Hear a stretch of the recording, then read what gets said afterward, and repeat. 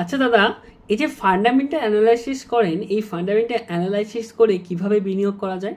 দেখুন, fundamental analysis করার মূল অর্থ হলো আপনি তার ব্যবসাটাকে আপনি দেখছেন যে কোম্পানির কি ব্যবসা রয়েছে, কোম্পানির কি মোট রয়েছে। মোট মানে কি, কোম্পানির কি অ্যাডভান্টেজ রয়েছে, সেই অ্যাডভান্টেজটা যে তার যে পিয়ার কোম্পানি, ধরুন আপনার যে ক্লাসে আপনি পড়াশোনা করছেন, আপনার বাকি যে বন্ধুদের তুলনায় আপনার কোনো তো একটা স্পেশালিটি থাকতে পারে, যে আপনি খেলাধুলায় ভালো বা আপনি আমরা হাতের লেখায় ভালো, যার জন্য সারা স্কুল আপনাকে চেনে।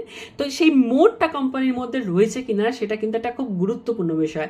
তাই মোডটাকে চেক করা এবং কোম্পানির ফাইন্যান্সিয়াল চেক করা এবং কোম্পানির ম্যানেজমেন্ট কতটা দক্ষ সেই ব্যবসাটা চালাতে এবং তার ব্যবসা সম্পর্কে কি ভিউ এবং তার কত পজিশন রয়েছে ব্যবসার মধ্যে সেটা দেখা।